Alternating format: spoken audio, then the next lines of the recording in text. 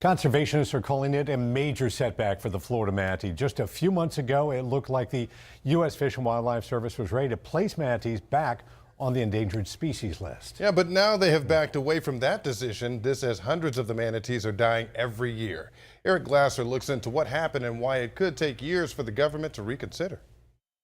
And no matter how you look at it, this is a several-year setback for the manatee. Ragan Whitlock is a staff attorney with the Center for Biological Diversity, one of several groups that had petitioned the U.S. Wildlife Service in 2022 to move the Florida manatee from threatened back onto the endangered species list. When an animal is listed as endangered, it potentially can increase funding from the legislature. It can increase full-time staffers dedicated at our agencies. It puts the foot down on the gas pedal, and right now we're putting on the brakes for manatee recovery. The manatee has been going through what's called an unusual mortality event. Thousands killed in recent years. Boats, cold weather, but mostly starvation due to a lack of seagrass in the Indian River Lagoon.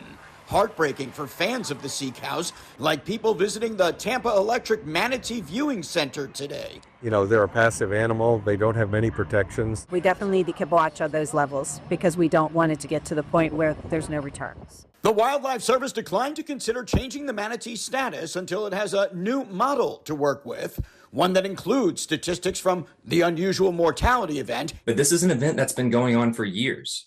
It had already been going on for a year when we submitted our petition. In short, says Whitlock, another review will take time the manatee simply does not have. This is a species that is beloved and that needs help. They should keep taking the efforts to keep them around. They're God's creation. We need them here.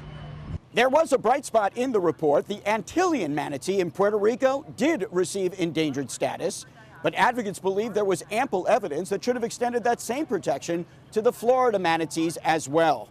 Those who petition can appeal the decision or file again, including the statistics from the unusual mortality event.